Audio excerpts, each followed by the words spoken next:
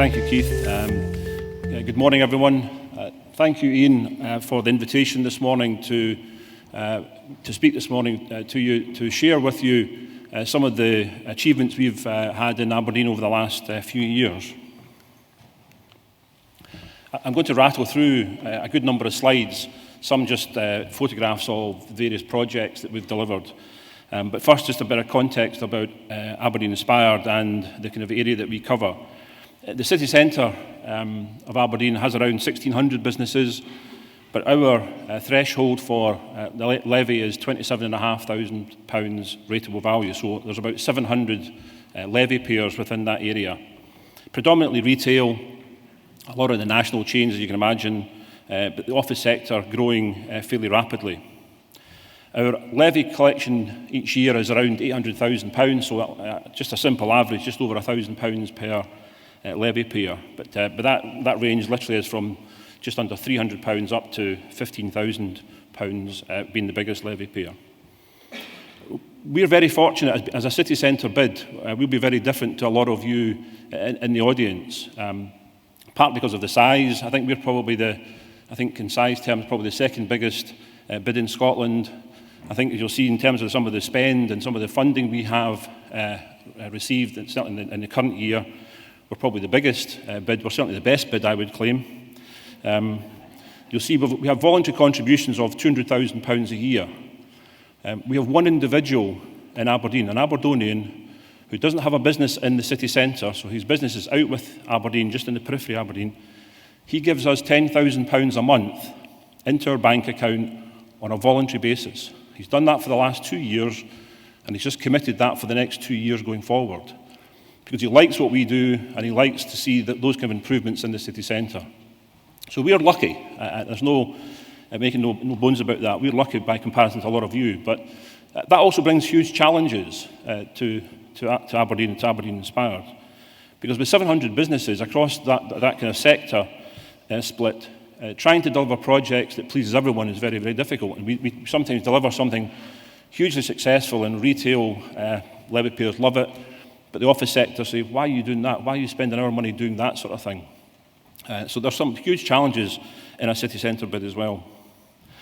But this year, which actually finishes tomorrow, our financial year finishes tomorrow, we've actually doubled the levy through, as I said, voluntary contributions from this individual in particular, but also from the shopping centres that we work with.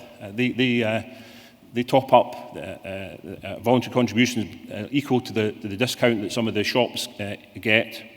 But we also have a great working relationship with our city council, who give us, who are actually our biggest levy payer, and pay us about £40,000–50,000 of levy for the various properties they manage and own in the city, but also give us huge amounts of additional match funding for projects that we deliver, but they're also keen to see the benefits of. So this year, we're spending about £1.6 million on a whole range of things, which I'll come to in a second.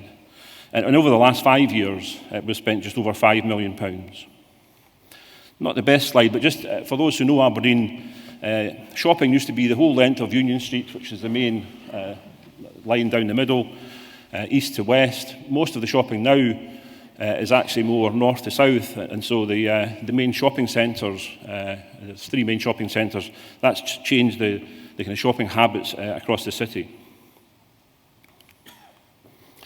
Quickly going to just go through our projects that we've delivered over the last 5 years around these 5 themes, which are going to go back to the purpose of the slide, the talk, which is around people in place and business. Safe and secure, again, a fairly common theme for lots of bids, and probably our biggest achievement, Purple Flag. We're the only city currently in Scotland, I'm aware of anyway, that have received Purple Flag status, which is about the nighttime economy, a whole raft of work, great partnership working with ourselves, the police, street pastors, the local licence trade, etc. So we've gone through that accreditation for the last couple of years as well. And again, just a slide just showing some of the work with some of the partners we have.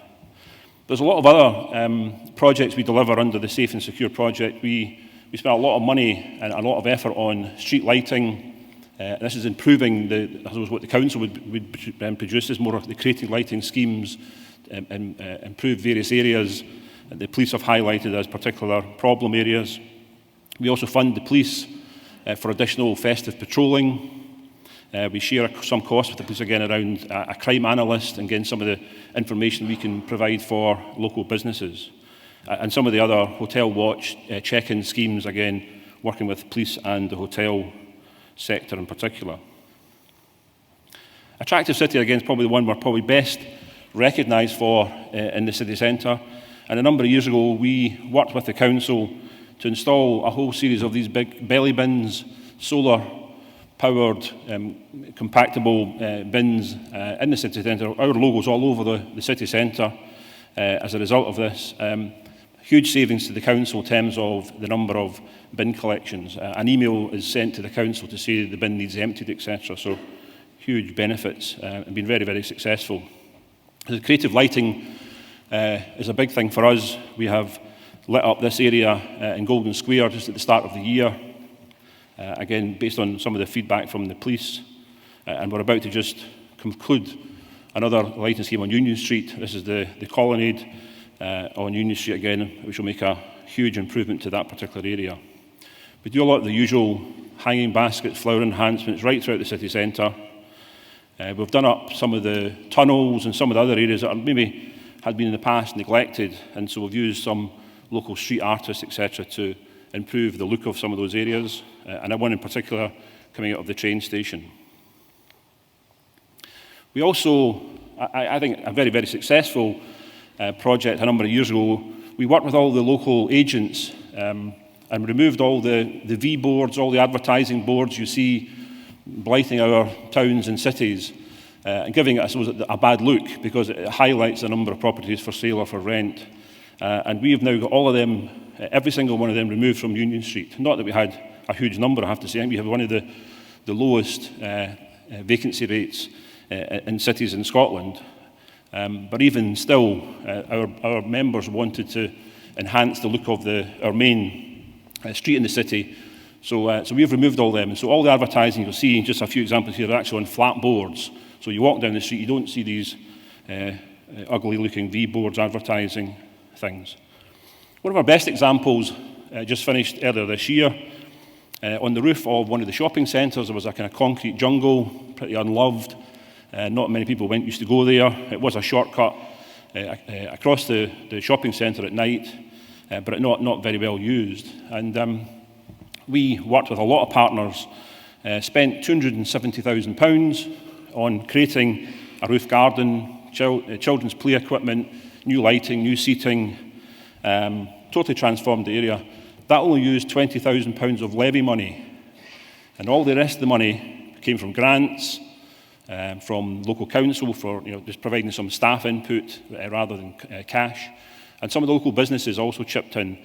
And again, a great example, I think, what we can do and other bids should be aspiring to do in your own areas. Marketing and promotion, again, a lot of events, and I'll rattle through these again pretty quickly. Previous years we've done roller skating in the gardens, very successful heritage kind of trail, art trail. This was the Wild Dolphins, most of you probably even have heard of, set in Aberdeen a number of years ago. Hugely successful. We paid for some of the initial artwork. They were on display throughout the city centre. Thousands of folk from all over the country then visited to tick off all these individual dolphins. They were then sold off, auctioned off at the end of it, and raised over £500,000 collectively for charity. We've done ice rinks in gardens in previous years, and another range of other retail initiatives. Given the number of retailers, we have a customer loyalty scheme. Again, I think they've probably exhibited in previous years. Swipey, we've taken them on board, and again, hugely successfully. We sponsor retail awards and some of the licensed trade awards. We give out shop improvement grants and a whole host of other things. One of the most successful things this year in particular was spending money on TV advertising. And we had three main adverts in the lead up to Christmas this year. So in October we had one around families and coming to Aberdeen to enjoy the city. Then in November it was more around the kind of couples staying and enjoying the nighttime economy again. And then to November, December, a huge bit about our Christmas festival, Christmas Village, that I'll come on to in a second, that we organised. And for apologies to those in Edinburgh in particular, but when the Forth Road Bridge closed, we took advantage of that and then started to run the same adverts on STV into Fife and Dundee and Ayr and say, come up to Aberdeen, we don't have a bridge to cross. We fund Visit Aberdeen, again a kind of tourist agency in Aberdeen. So rather than duplicate some of the work that they do, we give them money, and they obviously do money in trying to attract tourists into Aberdeen, and again work very closely with them. And festivals is something that we are particularly proud of. We don't organise them all. In fact, we organise very few of them. But we support a lot of other festivals and a lot of other organisers across the city centre. So we have had a hugely successful Light Festival just in February that the council actually organised, and we're one of the main supporters of that. That's now getting bigger and bigger every year. I think we had about 35,000 people over a long weekend. We had a jazz festival again just a couple of weeks ago, and again we've paid extra money to put that into different parts of the city, into different venues, again to try and please some of our levy payers. Again, getting bigger. Supported other parts of the winter, a wider winter festival beyond the Christmas Village, which I'll mention in a second, that we've organised. And going forward, looking to increase a music festival, a food festival, and various other things. Probably our biggest success in recent years was organising something that Aberdeen hadn't seen ever, certainly not in living memory, and that was a huge Christmas village, closing a street right in the heart of the city centre for about 6 weeks, and we put on this Christmas village. Opened by Paul Laurie, one of our local Aberdonian sports people. Again, an open-air ice rink right in front of the theatre in a little pocket park. Again, it was a huge attraction. It was all kind of lit up. German market, we had this bomber ride, the most scary, frightening ride you've ever seen. I got as far as getting my photograph taken on the opening night, sitting in it, but it didn't move, and I got off very, very quickly. It certainly wasn't for me, but was hugely popular. A German market, again, the kind of things you would expect to see in a city of Aberdeen size, but I said, we've never done this to this sort of size and scale ever before, and we were the main instigators and organisers of it. Entertainment marquee, all free of charge. Again, this is a project funded largely by ourselves and the City Council, and also the event suppliers, almost a local firm also put money in, and they then ran most of the event for us. I was asked when we first opened, how many people do you think we're going to get there? It's rather embarrassing, I have to keep quoting this, but just to give you I suppose the scale of what happened in the past, I'd said maybe 50,000 people over 6 weeks. We'd be quite pleased with that. I think we had 78,000 people over the first weekend and over that 6 week period. And that includes 2 or 3 days at the end where we had to close because of the bad weather. I said we exceeded 500,000 people. Also, one of my favourites, we brought some giant illuminated rabbits into the city centre just after the Christmas Village had opened. So spanning December into January as a kind of precursor to our Light Festival. Just a piece of art. It's been all over the world. Again, hugely popular in Aberdeen. A lot of good press coverage, a lot of good feedback from levy payers. Out and about, again, just finishing off this particular scheme, again, working with the council, so a kind of joint funded project, spending £400,000 between us on a whole scheme of way showing, street signage right across the city centre. And again, like lots of you, we also pay for gathering information from the network of sensors about footfall in different parts of the city centre. It's all on our website, so all our levy payers can access this and see not just the difference that some of our events would bring into the city, but again, shopping habits and how many people are walking around different parts of the city at different times of the day. So that's 24 hours, 7 days a week. And our final theme is lobbying, I suppose. And again, we are the voice of businesses in the city centre. We are on lots of committees and groups. We certainly lobby, although we work closely with the council. It can be difficult at times. We're also some of their biggest critics. So we're often lobbying them about car parking charges, waste collection, all the usual sort of things on behalf of businesses. Just going through our first renewal ballot, got our results just a couple of weeks ago now. Turnout only 42%. I know that's not far off the average, but hugely disappointing. We put in a huge amount of work within the team, speaking to other levy payers. Probably one of the biggest challenges we found is that certainly in a city centre bid, 65% of our voters are actually not in Aberdeen at all. They're actually generally in London or certainly in other cities, even across the world. And trying to engage with these individuals, trying to find out who they are, is a huge, huge challenge. And I think something we should all share a bit better going forward, because the amount of work we put into that, and still, as it only achieved 42% of our turnout, which is pretty poor. But the good news is, almost 2/3 of those who voted in favour. A great achievement again, given the current economy in Aberdeen, as Keith mentioned. But we were arguing strongly that even more so at this particular time, this is when Aberdeen inspired, and a bid can actually produce huge benefits on behalf of the local businesses. And a couple of things just going forward, some of the new initiatives and thoughts we have. A lot of it, as it goes back to some of the funding, is a huge issue for us. We've been really fortunate, probably through some of the good times in Aberdeen when there was a lot of money. Still is a lot of money in Aberdeen, despite what you might hear.